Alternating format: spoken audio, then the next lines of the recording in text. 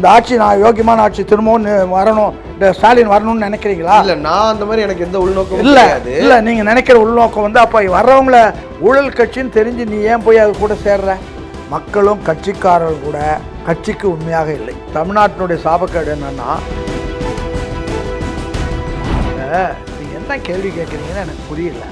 விஜய் போனார் போகல, இப்போ அவர் புதுசாக கட்சி ஆரம்பிச்சிருக்கார் சார். சூழ்நிலைக்கு தகுந்த மாதிரி தான் அவரால் பண்ண முடியும்.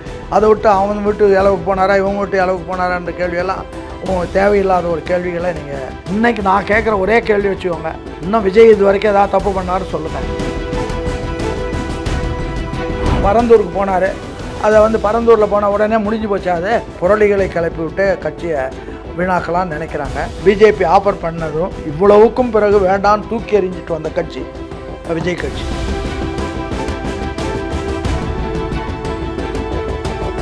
என்ன பேச விடுறீங்களா? நீங்கள் பேசுவீங்க, பேசுங்க. இல்லை நீங்கள் பேசுறது நீங்களே பேசுங்க, நீங்களே ரெக்கார்ட் பண்ணிக்கோங்க. இப்போது புதிய அறிமுகம் ஆச்சி ஹோட்டல் சாம்பார் 50 கிராம் ரூபாய் 20 மட்டுமே. ரெட் நூல் தமிழ் நேயர்கள் அனைவருக்கும் வணக்கம். இன்று நாம் சந்திக்க போகும் சிறப்பு விருந்தினர் அதிமுக நிறுவன உறுப்பினரும் முன்னாள் சட்டமன்ற உறுப்பினருமான திரு திருச்சி சவுந்தரராஜன் அவர்கள். ஐயா வணக்கம். அமைச்சர் சேகர் பாபு என்ன சொல்லியிருக்கிறாரு அப்படின்னு பார்த்தோம்னா, விஜயை நோக்கி ஒரு குற்றம் சுமத்தி இருக்கிறாரு. என்னன்னா, பவளவிழா கட்சி வந்து பால்வாடி கட்சிக்கு பாடம் புகட்டும் அப்படிங்கிற விஷயத்த சொல்லியிருக்கிறாரு 2026. நீங்கள் எப்படி பார்க்குறீங்க? விஜய் நேரடியாக அட்டாக் பண்ண ஆரம்பிச்சிடுறாங்க. இல்லை, நான் சொல்கிறது பவளவிழா கட்சி ஏன் பால்வாடி கட்சியை பார்த்து பயப்படுது? பவளவிழா அளவுக்கு நீங்கள் வந்து விஜய் திமுகவிலோ அல்லது இந்த தினம் எல்லா கட்சியில் இருக்க எல்லாருடைய பூர்வீக சொத்து என்ன, இப்போது என்ன சொத்து சொல்ல முடியுமா அவங்களால? சேகர்பாபுக்கு என்ன வசதி இருந்தது, யார் அவர் சொல்லுவாரா? எப்படி இருந்தார் என்று சொல்லுவாரா? இதெல்லாம் ஒன்றும் கிடையாது. இப்போல்லாம் ஒன்று கணக்கே கிடையாது. அதனால் எப்படியோ லாலிபாடி தலைமையை குளிர வைத்து அவர்களுக்கு வேண்டியது, அவருக்கு தெரிஞ்சது பால்வாடி கட்சி பவளவிழா கட்சி எப்படி தவிர. அதனால் பவளவிழா கட்சி தான் ஜெயிக்கும். கிழவி தான் குமரி ஆக முடியும். குமரியெல்லாம் வரவே முடியாதா? கவலை 70-80 வயசு பொண்ணு தான் கல்யாணம் பண்ணிக்க முடியும். 16 வயசு பொண்ணு கல்யாணம் பண்ணிக்க முடியாது. இதுதானே ஒரு கண்டுபிடிச்சிருக்கிறது. நீங்கள் சொல்கிறீங்க என்னென்னா, விஜய் அவர்களை பார்த்து ஏன் பயம் அப்படின்னு. இப்போ தாவேக்காவை நேரடியாக குற்றம் சுமத்துறதுனால அப்படி சொல்கிறீங்க. இவ்வளோ நாள் உங்களை போன்றவர்கள் என்ன சொன்னீங்கன்னா, விஜய் அவர்கள் பெயரே வந்து துணை முதலமைச்சரும் சரி முதலமைச்சரும் சொல்லவே கிடையாது. பாருங்கள், பேரை பயப்படுறாங்க அப்படிங்கிற ஒரு குற்றம் சுமத்தி இருந்தீங்க. இப்போ நீங்கள் பேரை சொன்னாலும் பாருங்கள் பயப்படுறாங்கன்னு சொல்கிறீங்க. எதுதான் உண்மை? ஐயா, இதுனால அவர் வரலை. இப்போ தமிழ்நாட்டில் இருக்கிற நிலைமை பொதுவாக உங்களுக்கு தெரியுமோ தெரியாதோ நான் சொல்கிறேன். மக்களும் கட்சிக்காரர்கள் கூட கட்சிக்கு உண்மையாக இல்லை. அது அவங்களுக்கு தெரிஞ்சது. ஒரு 2019 எங்களுடைய தொகுதியில் சிதம்பரம் பாராளுமன்ற தொகுதியில் திருமாவளவன் நின்னார். அப்படி நின்னபோது 10 தேதி எலெக்ஷன் நெருங்கி இன்னும் 10 நாள் தான் இருக்குது எலெக்ஷனுக்கு. அந்த நேரம் வரையில் நான் அந்த கிராமத்தில் தங்கியிருந்தேன்.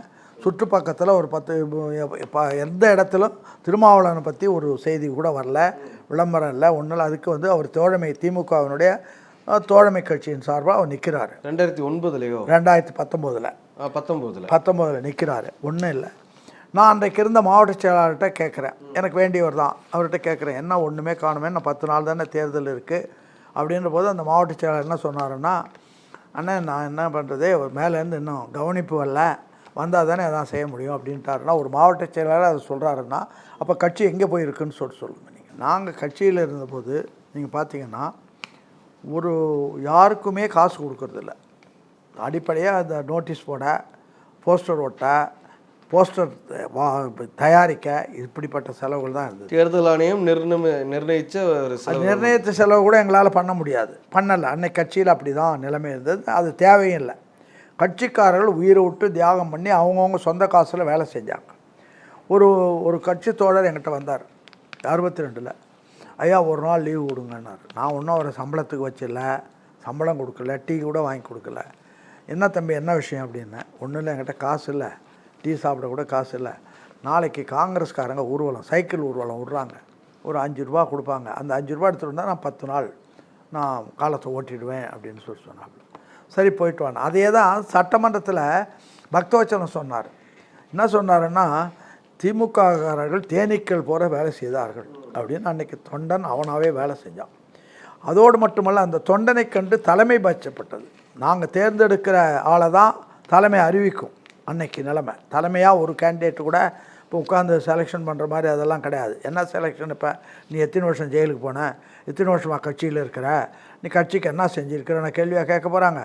நீ தேர்தலில் இன்றைக்கி தான் ஜெயிக்கிறதுக்கு உனக்கு ஜாதி பலம் இருக்கா, உனக்கு என்ன பலம் இருக்குது, எவ்வளோ செலவு செய்வேன், அதுதானே கேள்வி வருமே தவிர வேறு என்ன கேள்வி கேட்குறாங்க. இப்போ விஜயை சுற்றி இருப்பவர்களும் அதே மாதிரி தானே. இப்போ ஆதவர்ஜனாவோட சொத்து மதிப்பு என்னவா இருந்திருக்கும், இப்போ என்னவா இருக்குது அப்படிங்கிற ஒரு கேள்வி இருக்கு. ஆதவர்ஜன் எல்லாரும் அங்கே இருக்கிற சுற்றி இருக்கிற அத்தனை பேரும் ஆதவர்ஜனா இல்லை, ஏழை பழங்க எவ்வளோ பேர் இருக்காங்க. உங்களுக்கு நல்லா தெரியும் என்னன்னா நிறைய பேர் வந்து குற்றம் சுமத்துனாங்க, நிர்வாகிகளுக்கு பதவி தர்றதுக்கு காசு கேட்குறாங்க தலைமையிலிருந்து அப்படிங்கிற ஒரு விஷயத்த மாவட்ட செயலாளர்கள் மேலே குற்றம் சுமத்துனாங்க. கட்சி ஆரம்பித்து இத்தனை வருஷம் கட்சிகள் மேலே அந்த குற்றச்சாட்டு இருக்குன்னா என்னால் புரிஞ்சுக்க முடியுது.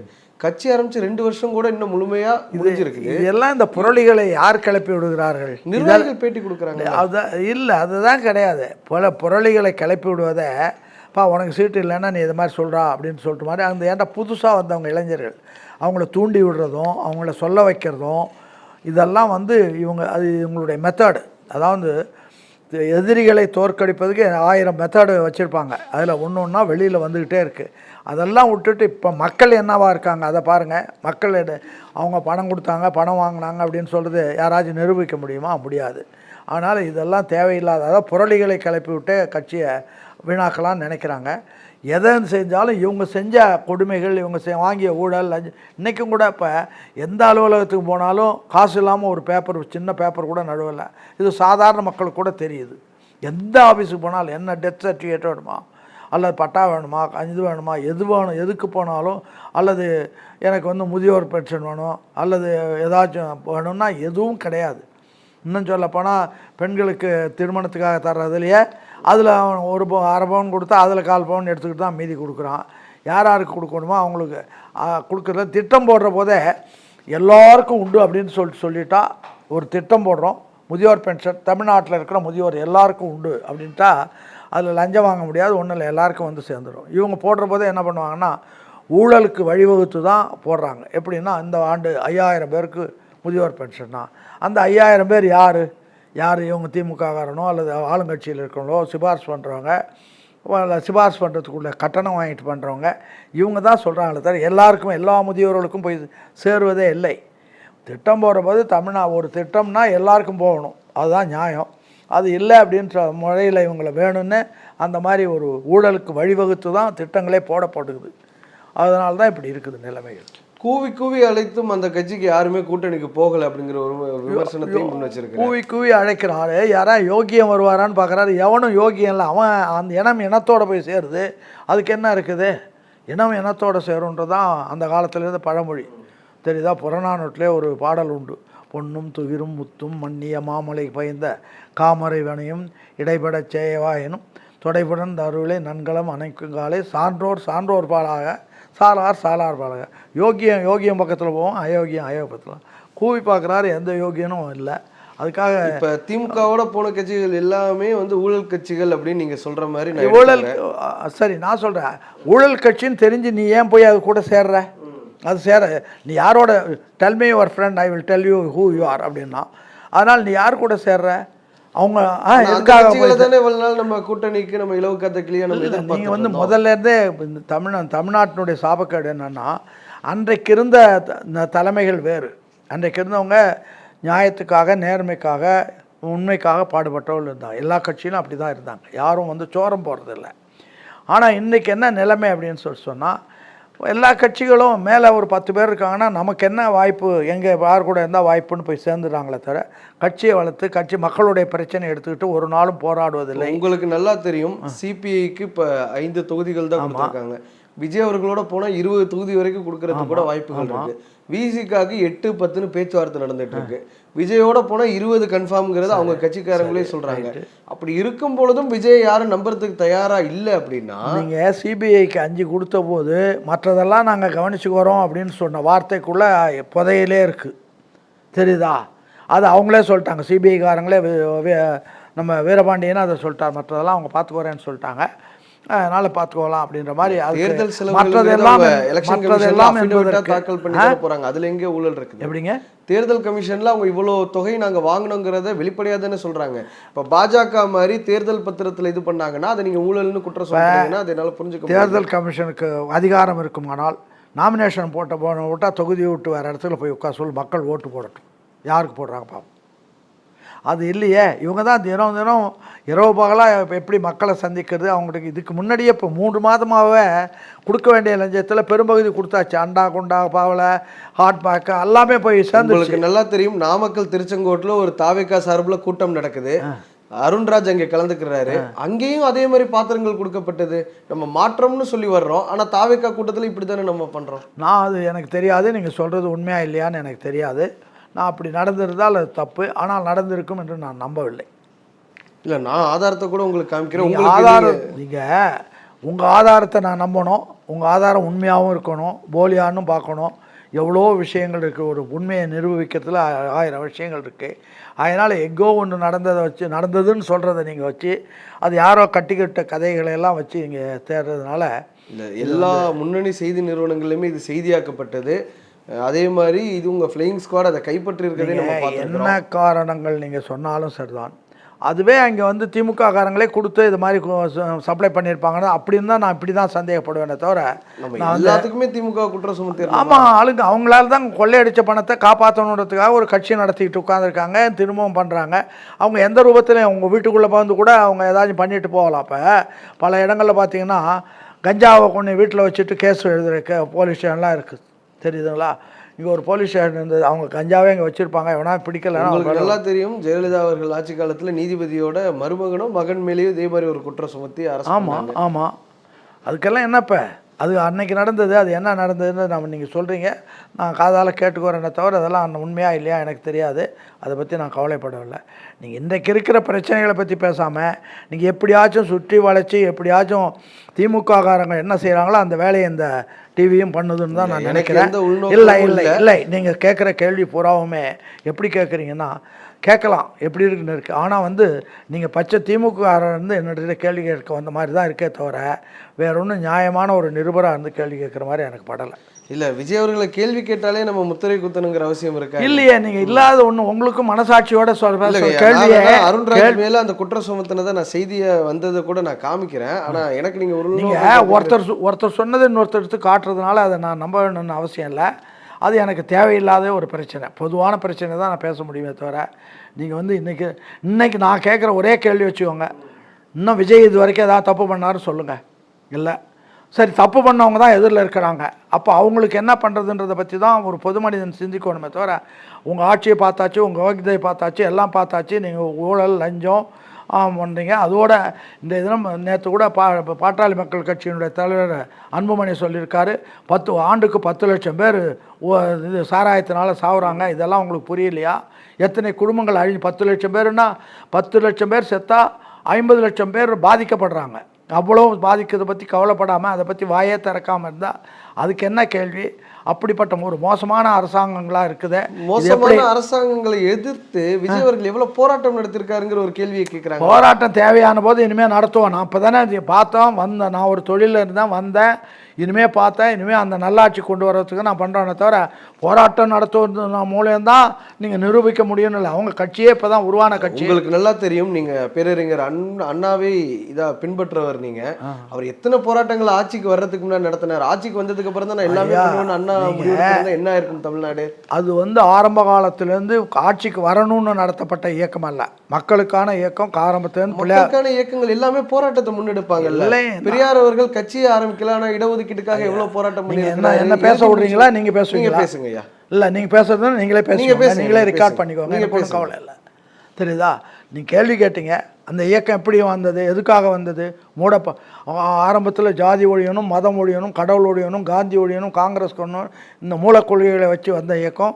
படிப்பறிவே இல்லாத ஒரு சமுதாயம், அதுவே கொடுக்கக்கூடாதுன்னு இருந்த சூழ்நிலையில் அதையெல்லாம் மாற்றி படிப்படியாக வந்தபோது அண்ணாவே கேட்குறாங்க, 67 ஆட்சிக்கு வந்ததும் நீங்கள் வந்து 18 ஆண்டுகள் ஆட்சிக்கு வந்தீங்களான்னு அண்ணாவை கேட்குற போது இல்லை நீங்கள் சொல்கிறது தப்பு. அவங்க கேட்குறது 49லேருந்து 67க்குள்ளே 18 ஆண்டுகளில் வந்துட்டிங்களான்னு கேட்குறது. இல்லை, நான் வந்து 60 ஆண்டுகளில் தான் ஆட்சிக்கு வந்திருக்கேன், அன்னைக்கு போட்ட விதையிலேருந்து தான் நான் வந்திருக்கேன் அப்படின்னு சொல்கிறார். அதுதான் உண்மையான கணக்கு. அப்படியே அது அன்றைக்கு இருந்த சூழ்நிலையில் வந்தாச்சு.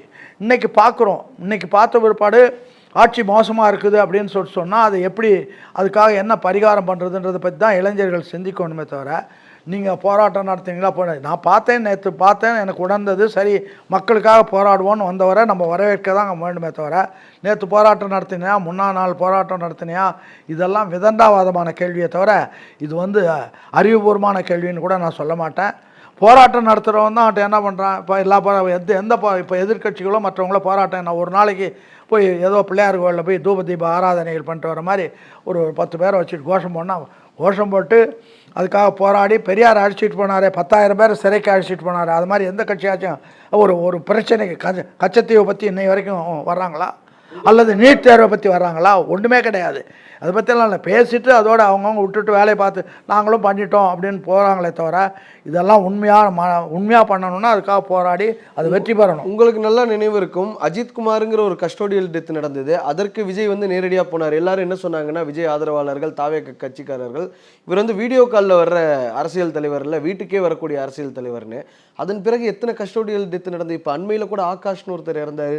விஜய் அவர்கள் வீட்டுக்கு போகலையே, அப்போ என்ன அர்த்தம் இதற்கு? இப்போ நீங்கள் என்ன கேள்வி கேட்குறீங்கன்னு எனக்கு புரியல. விஜய் போனார் போகல, இப்போ அவர் புதுசாக கட்சி ஆரம்பிச்சிருக்கார் சார், சூழ்நிலைக்கு தகுந்த மாதிரி தான் அவரால் பண்ண முடியும். ஏன் போகலன்னா, இதுக்கெல்லாம் போயிட்டு இருந்தால் அவர் கட்சி வேலை பார்க்கணும், கட்சி அமைப்பு பண்ணணும், நிறைய வேலைகள் இருக்குது, அதெல்லாம் பார்ப்பாரு. கஸ்டோடியல் கொலைகள் எதுவுமே சமுதாயத்தை உழுக்கிற பிரச்சனை. உங்கள் கேள்விகளே அதாவது ஸ்டாலின்கிட்டேருந்து வந்த கேள்வி மாதிரி தான் எனக்கு. இல்லை விஜய் எதிர்த்து கேள்வி இல்லை, நீ கேள்வி விஜய் பற்றி நீங்கள் என்ன, விஜய் எதுக்காக வந்தாரோ அந்த வேலையை அவர் பார்த்துக்கிட்டு இருப்பார். அதை விட்டு அவன் வீட்டு அளவுக்கு போனாரா, இவங்க வீட்டு அளவுக்கு போனாரான்ற கேள்வியெல்லாம் தேவையில்லாத ஒரு கேள்விகளை நீங்கள் வேணும்னு அதே முறையில் தான் பண்ணுறீங்க. அது வந்து தவறானது. இல்லைங்கய்யா, நீங்கள் சொன்னீங்கன்னா அதை ஏற்றுக்கிறேன். அதில் எனக்கு இல்லை சொல்லினா என்ன கேள்வி, இதெல்லாம் ஒரு கேள்வி. இன்னைக்கு இருக்கிற ஆட்சி கொடுமை, ஆட்சி நடந்ததுனால நான் கேட்குற கேள்விக்கு பதில் சொல்லுங்கள். இந்த ஆட்சி நான் யோக்கியமான ஆட்சி திரும்பவும் வரணும், ஸ்டாலின் வரணும்னு நினைக்கிறீங்களா? எவனாச்சும் ஒருத்தன் வந்து வேலைக்கு செய்யணும் அவனை வந்து டேமேஜ் பண்ணி வெளியில் அனுப்புனா அப்போ இருக்கிறவனை வச்சிருக்கிறதுக்காக முடிவு பண்ணுறீங்களா நீங்கள் என்ன நீங்கள் வந்து இருக்கிறவங்கள புதுசாக வந்தவங்கள தட்டி கொடுத்து எப்படி வேலை வாங்கி கட்சி நாட்டை எப்படி காப்பாற்றுறதுன்னு பற்றி அந்த சிந்தனையோட கேள்வி கேட்டிங்கன்னா ரைட்டாக இருக்கும். இது ஏன் பண்ணலை, போராட்டம் ஏன் பண்ணலை, அவன் இழவுக்கு போகல, இவன் மஞ்சள் தண்ணிக்கு ஏன் போகல, அவன் கல்யாணத்துக்கு ஏன் போகல, இதெல்லாம் கேள்வியே கிடையாது. இந்த கேள்விகள் தேவையற்றது. கேள்வி எனக்கு எந்த நீங்கள் ஒரு இளைஞர், உங்களுக்கு என்ன இருக்கணும்னு சொன்னால் இந்த ஆட்சியை பார்த்து கொதிப்படைஞ்சு நாங்கள்லாம் ஆட்சியை எதிர்த்து விஜய் ஏன் வெளியில் வரலன்னு தான் நான் கேட்குறேன். அவர் ஒரு கட்சி ஆரம்பித்து வெளியில் வர்றதுன்னா எவ்வளோ பெரிய வேலைன்னு உங்களுக்கு தெரியுமா? எத்தனை ஆயிரம் பிரச்சனை இருக்குது, என்னென்ன பண்ணணும் அதெல்லாம் பார்க்கணும். எல்லாத்தையும் அதுக்கே வரல இதுக்கு வரலன்னு இதுக்கெல்லாம் போயிட்டு உட்காந்துருந்தா அவர் என்ன பண்ணார், அதுக்கு வேண்டிய ஏற்பாடுகளை என்ன பண்ணணுமோ பண்ணுவாங்க, அவ்வளோதான் நடத்த முடியும். ஏன் பரந்தூருக்கு போனார், அதை வந்து பரந்தூரில் போன உடனே முடிஞ்சு போச்சு. அது அப்போ அதை ஏற்றுக்கிட்டாங்களா அரசாங்கம்? இந்த அரசாங்கம் ஏற்றுக்கொள்றதுக்கு விஷயத்துல என்ன சொன்னாங்கன்னா, நீங்க கைவிடலைன்னா நான் சட்டமன்றத்தை முற்றுகையிடுவேன்னு சொன்னாரு. ஆனா இன்னமும் ஒன்றிய அரசு சட்டமன்றத்தை முற்றுகையிடுவது அந்த ஆட்சியே முற்றுகையிட்டு இருக்காரு. அது பெரிய விஷயம். சட்டமன்றத்தை மாத்திரம் இல்லை, இந்த ஆட்சியே நீக்காம நான் வெளியில் வரமாட்டேன் அப்படின்றாரு. அதுதான் அதனுடைய பெரிய அளவு. இப்போ இது பொன்னேரி பக்கத்தில் அது என்ன பழவந்தாங்களா, அதில் 2000 ஏக்கர் அதானிக்கு கொடுத்தாங்க. அந்த சர்க்கார் சைலண்ட்டாக கையெழுத்து போட்டு கொடுத்தது. ஏன் கொடுத்தது? ஒரு டால்மியா இருந்தபோது அண்ணா வந்து வடநாட்டானுக்கு இங்கே என்ன வேலை, வடவருக்கு இங்கே என்ன வேலை, இவனுங்களை வெளியில் துரத்தணும், இந்த பேரே இருக்கக்கூடாதுன்னு போராட்டம் நடத்தின ஒரு கட்சியில், அந்த கட்சியிலேருந்து வந்தவன்னு சொல்கிற நீ 2000 ஏக்கர் இங்கே அதானிக்கு, இங்கே ஏழைகளுக்கு 5 சென்ட் 10 சென்ட் கொடுக்க ஒன்றால் முடியல, 2000 ஏக்கர் இங்கே கொடுத்து துறைமுகங்களை ஏற்படுத்தி பண்ணுற எதுக்காக பண்ணுற? பரந்தூர் வந்து யாருக்காக வெளிவருது இன்றைக்கி? இது பணக்காரர்களுக்கு உதவி செய்து வச்சுட்டு நீ அவங்களோட கையிலாக கொடுத்துட்டு இந்த ஆட்சியை வீணாக கெடுத்து நாசம் பண்ணிட்டாங்க. இதுலேருந்து வரணுன்றது தான் நான் அண்ணாவினுடைய தொண்டன்ற முறையில் எனக்குள்ள ஆதகம். நீங்களே சொன்னீங்க விஜய் அவர்கள் பாஜக கூட போகக்கூடாது அப்படிங்கிற ஒரு விஷயத்த சொல்லியிருந்தீங்க. அப்படி போனாருன்னா விஜய் அவர்கள் கட்சி ஆரம்பிச்சதே எந்த பயனும் இல்லை அப்படின்னு போக மாட்டேன் அப்படின்னு சொன்னாரு. எந்த கட்சிகளோடய நாங்க கூட்டணி பேச்சுவார்த்தை எல்லாம் நடத்தல, மீடியாவில் வர செய்திகள் எல்லாமே பொய்யின்னு. அதற்கு முரண்படுற வகையில ஆதவர்ஜுனா சொல்றாரு 90 சீட்டுகள் எங்களுக்கு வழங்கப்பட்டது, 2.5 வருஷம் ஆட்சி எங்களுக்கு கொடுக்குறேன்னு சொன்னாங்க, துணை முதலமைச்சர் பதவி கொடுக்குறேன்னாங்க, 2 வருஷம் முதலமைச்சர் அவ்வளவா அவங்க ஆஃபர் பண்ணது. அவங்க ஆஃபர் பண்றாங்க, இவங்க தான் வேணான்னு வந்துடுறாங்க. அப்புறம் என்ன இருக்கு? விஜய் அவர்கள் சொல்றாரு எந்த கட்சியோடய நாங்க கூட்டணி பேச்சுவார்த்தை நடத்தலன்னு சொல்றாரு. அப்ப நீங்க இதை நம்புறீங்களா அதை நம்புறீங்களா? நான் விஜய் அவர்கள் சொல்றேன் நான் ஏத்துக்கிறேன்னு வைங்க. ஏன்னா அவர் தான் விஜய்க்கு தெரியாமலே அதை போய் கேட்டிருக்கலாம், போயிருக்கலாம். அதெல்லாம் அதை பற்றி 90 சீட்டு கொடுக்குறாங்க, பிஜேபியோட கொடுக்குறாங்க. பிஜேபியோட முதல்ல சொல்லிட்டாரு, முதல்ல டிக்ளேர் பண்ணதே விட்டிங்களே, கொள்கை எதிரி பிஜேபின்னு சொல்லி டிக்ளேர் பண்ணார். அதை என்ன பண்ண போறீங்க? கொள்கை எதிரின்னு சொன்னதுக்கு அப்புறமும் 90 சீட்டு பேசினாங்க இல்ல சார். நீங்க சொல்றீங்க ஆஃபர் பண்ணீங்க, நான் இவ்வளோ தர்றேன்றீங்க, அவ்வளோதான். நான் ஏற்றுக்கோலையே, நான் போய் கேட்கலையே. நீ கொண்டு நான் 90 சீட் தர்றேன், முதலமைச்சர் பதவி தர்றேன், அல்லது துணை முதலமைச்சர் தர்றேன், இதெல்லாம் நீங்கள் ஆஃபர் பண்ணியிருக்கீங்களே தவிர பிஜேபி ஆஃபர் பண்ணதும் இவ்வளவுக்கும் பிறகு வேண்டான்னு தூக்கி எறிஞ்சிட்டு வந்த கட்சி விஜய் கட்சி. இப்போ திமுக வந்து 90 சீட்டு கொடுத்துருக்காதுங்கிறத நான் நம்புறேன். ஏன்னா அவங்களுக்கு கூட்டணி 25 கூட்டணி இருக்கிறாங்க. அதோட விஜயும் அவங்களும் தான் கிட்டத்தட்ட போட்டிங்கிற அளவில் 2 பேருமே களத்தில் கொண்டு போகிறாங்க. அவங்க 90 சீட்டு கொடுத்துருக்க மாட்டாங்கிறத நான் நம்புறேன். யாரு? திமுக தரப்புல இருந்து விஜய்க்கு. திமுக தரப்புல இருந்து விஜய் புது கதை. அதான் 90 சீட்டு கொடுத்துருக்க மாட்டாங்கன்னு நான் யார் திமுகவுல இருந்தா? நல்ல யோசனை. அதிமுகவா திமுகவா? அதுதான் கேட்கிறேன். யார் கொடுத்தாங்கிறத அவர் சொல்லணும்ல. தெரியல யாருக்கு, நீங்க தான் சொல்றீங்க, அவர் சொல்லலையே. ஆதவர்ஜுனா சொன்னார். ஆதவர்ஜுனா போய் கேளுங்க, ஆதவர்ஜுனா கேளுங்க யார் கொடுத்தாங்க, நீங்க ஏன் போனீங்க அப்படின்றது அவரை போய் கேளுங்க. நான் வந்து கட்சியினுடைய தலைவர் விஜய் தான். விஜய் போனாரா, விஜய் வாங்கினாரா, விஜய் பேசினாரா, அவர் பேசுனதா சொன்னாரா? அவர் போன போது, நான் டெல்லிக்கு போன போது இவங்க அப்படிப்பட்ட சூழ்நிலையை உருவாக்குறதுக்கான முயற்சிகள் பண்ணுறாங்க. முயற்சிகள்லேருந்து அவர் அதுலேருந்து தூக்கி எறிஞ்சிட்டு சிங்கமாக சிலுத்து வருவார்னாலும் சிலுத்து வந்திருக்கிறார், அவ்வளோதான். எதை வச்சு சொல்கிறீங்க சிங்கமாக? ஆமாம், அங்கேருந்து வெற்றியோடு வந்துட்டார்ல. அவங்கள்ட்ட மாட்டாமல், பிஜேபியோட மாட்டாமல், பிஜேபியினுடைய தந்திரங்கள்லேருந்து மாட்டாமல் வந்திருக்கிறார்ல, அதுதான் வச்சு சொல்கிறேன். இல்லை, இன்னுமே ஜனநாயகன் படத்துக்கு எதிராக அவர் எந்த விஷயத்தையுமே சொல்லலை. சிபிஐயும் சரி, சிபிஎஃப்சியும் சரி, எல்லாமே முடக்குறாங்க. ஜனநாயகம் படம் திரைப்பட விஷயம், அவங்களுடைய விஷயம், அதுக்கும் பாலிடிக்ஸுக்கும் சம்பந்தம் கிடையாது. அதை வச்சு இவங்களை நசுக்கலாம்னு சொல்லிட்டு போனால் அது ஒரு சூழ்ச்சி. அதுக்கு நமக்கு கவலை கிடையாது. ரொம்ப நன்றிங்க ஐயா, இவ்வளவு நேரம் எங்களுக்காக நேரம் தந்து நேர்காணல் அளித்ததற்கு. இப்போது புதிய அறிமுகம் ஆச்சி ஹோட்டல் சாம்பார் 50 கிராம் ரூபாய் 20 மட்டுமே.